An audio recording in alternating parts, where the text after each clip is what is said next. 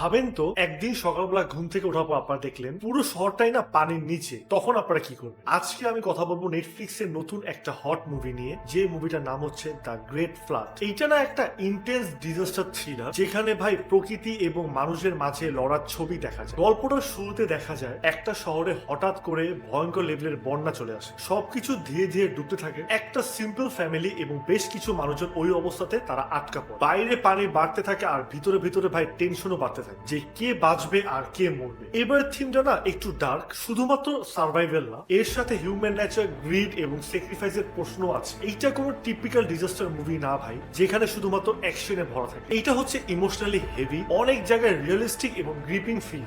এই মুভির স্টোরিটাতে টুইস্ট আছে, কিন্তু ভাই কোনোটাই আমার কাছে ওভার দ্য টপ বলে মনে হয় না।